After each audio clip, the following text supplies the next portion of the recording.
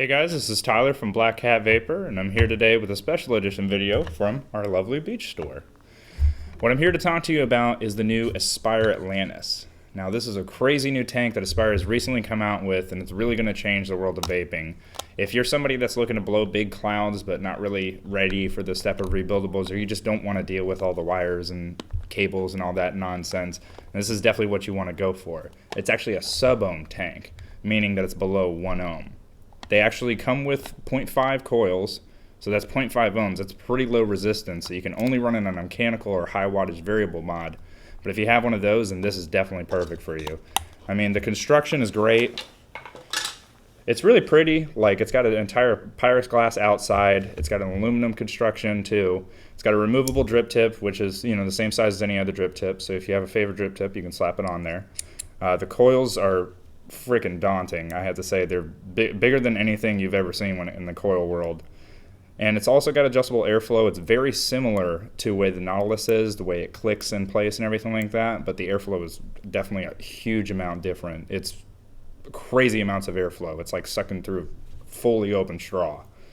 Now, with this thing, like I said, it's going to give you the vapor you're looking for out of a rebuildable without having to rebuild it, just because of the way it's designed. It uses Aspire's bottom vertical coil technology, meaning the coil, instead of the airflow going over top of it with a coil sitting like this, the coil is sitting like this, so the airflow is just going straight up through it, which gives you maximum amount of vapor, maximum amount of airflow, all that jazz. But I mean, to really appreciate this thing, you got to get inside of it, so let's go ahead and see how it works. All right, let's go ahead and get into the nitty-gritty of this thing. Now, as you can see, it's pretty compact for what kind of tank it is to push out as much vapor as it claims to do. Like, I have to say, it's pretty small, especially if you compare it to like something like the Kanger sub tank. The Kanger sub tank is huge, and actually I have a Nautilus right here, and it's actually quite a bit smaller than a Nautilus. Maybe not in width, but definitely in height, especially with that drip tip. It's ridiculous. And the airflow design is actually almost exactly the same as the Nautilus's too, which is really nice. It's just that standard twist and click kind of technology, but obviously the air holes on this are much bigger. Now, before you guys go commenting about this, I know I have a little bit of dirt in my hands. That's actually from building this little plate right here earlier, so I apologize for that. But, I mean, the general construction of it is actually pretty beautiful. It has a entire Pyrex glass tube, which it comes with an extra one, so if you're like me and you drop stuff all the time, it's actually really nice to have an extra one there for you.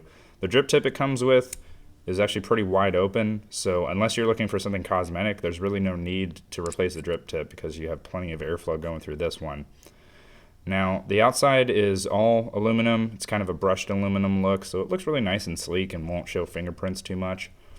But the inside, it seals almost exactly like the Nautilus does. It has that big, giant, silicone ring on the bottom, which is really nice. It works out pretty well. It feels just like the Nautilus, but the difference between this and the Nautilus, other than the fact that it performs at a much greater capacity, is that it doesn't have as much capacity for liquid. It only holds 2 mils as compared to the Nautilus's 5 mils, which is kind of annoying because it will go through more liquid, but for the amount of performance you get out of it, it definitely is worth it. Now, the coil itself is probably the star of the show. This thing is a freaking monster. I mean, it just pretty much looks almost like a giant Nautilus coil, but it's built completely differently. It's got a vertical coil setup, meaning your coil is just going straight up through it. I don't know if you guys can see that, but that helps a lot with airflow because you don't have a coil sitting there just obstructing your own airflow. And the cotton is actually built around it. Now, that cotton wicks surprisingly well, I have to say, because it's got these big giant holes on the side for the cotton to wick through. And it has to be that way because it has to wick really quick to be able to keep up with the freaking coil that's in it. Now, you got those big giant air holes on the bottom, so that's all going up through your coil and right into your mouth. So it's built really well. It's really impressive, maybe a little bit intimidating coil. But when it comes to like putting it together and everything like that, it's just like a Nautilus or really any other tank, so there's no complications to it. So, like I've said before, if you're looking to get in rebuildables or something like that, but you don't want to have to deal with all that crap, this is definitely the way to go. It's simple, it's nice, it's clean. And replacing the glass, it couldn't be easier. Literally all you have to do is just pull it out like that and then just pop a new one in. It just kind of slides into place like that. And the coil, just like the Nautilus, is part of the stem, so it actually has threading on the top to be able to screw in, just like so. I mean, it's freaking awesome. It's got 4 different levels of airflow, so you can go from something that's kind of like, you know, this, where it's really tight draw, then you got like a couple of steps up, and then you got just full open, you know, so you can do complete lung hits off of it, and it's completely great for that. I have to say, it's probably one of the best features. The 510 connection is not actually touching the coil. It's set up just like the Nautilus and most other tanks of this style. The coil touches a pin, which actually touches your actual 510 connection in your E-cig, whether you're using a mechanical or a high wattage variable mod. I mean, altogether, it looks pretty beautiful. I have to say, the construction feels nice. The screws and everything like that all feel nice. The drip tip is actually held on there pretty well. It's kind of got a weird silicone O-ring on it, but it really works well for it. Like, it grabs it well, but it's not too difficult to pull out. So, I mean, altogether, it's built pretty soundly from what it seems. I mean, but I guess the proof is in the pudding, so we're going to have to go ahead and see how it vapes.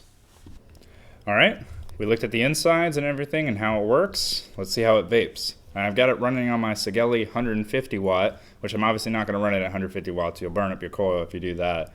I'd say for the 0.5 ohm coils, I would say somewhere between 20 and 30 watts is usually best. I have it running at 30 just because I want to get the most out of it that I can. I've got some of our scapegoat mixture, goat's milk, once again, because I just can't get away from this stuff. And I've got it in a 12, which I'm hoping that won't be too much, but we'll see.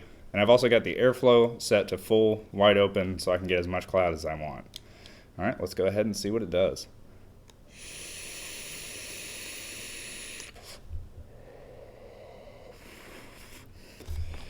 It's definitely a strong hit. With this, I usually use 12 in most of my rebuildables and such like that. I might have to tone it down with this a little bit. Okay, but I think I'll be okay. I have to say, altogether, it puts out a lot of vapor, especially for a non-rebuildable. Like, let's just hit it again just to see.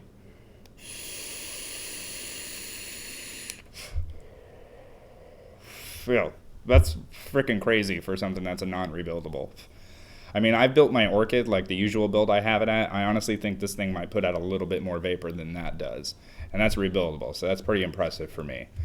I mean, I have to say the only downfall, I think, would probably be the liquid capacity. Like, it only holds 2 mils of liquid, like I said before. So, you know, it drains through liquid really fast because it is putting out a lot of vapor. But, you know, honestly, for the amount of vapor that it does put out, I think it's worth it with the liquid capacity. I suppose another downfall would be the price of the coils. At most places, you'll usually get them between like $5 to $7. But, I mean, for what you get out of them, it's definitely worth it if you're looking to get more vapor out of it. They'll last you about as long as your average, you know, Kangaroo coil will or something like that. So it's not like you're replacing them every 2 days or so. But, I mean, altogether, this thing is pretty impressive. Like, the construction, it doesn't leak or anything like that. The airflow is really nice. You can go from, like, full bore lung hitter down to, like, if you want a little bit of a tighter draw to it. You know, that's all personalized. But I have to say, it's really nice. And I'm really impressed. Aspire definitely did a lot better than I think the sub-tank from Kangaroo. I played with that a little bit for a while. I noticed the coils I'd constantly get dry hits out of it and everything like that. And I think it's because they use the standard, you know, straight across coil technology as compared to the BVC. The BVC definitely makes a huge difference with it. But altogether, I give it 2 thumbs up. I think if you're looking to get in rebuildables and you're not quite ready to get there, or if you just don't want to mess with rebuildables at all, but you still want to get clouds out of it, the Aspire Atlantis is definitely the way to go. This is Tyler from Blackhat, and I'll see you guys next time.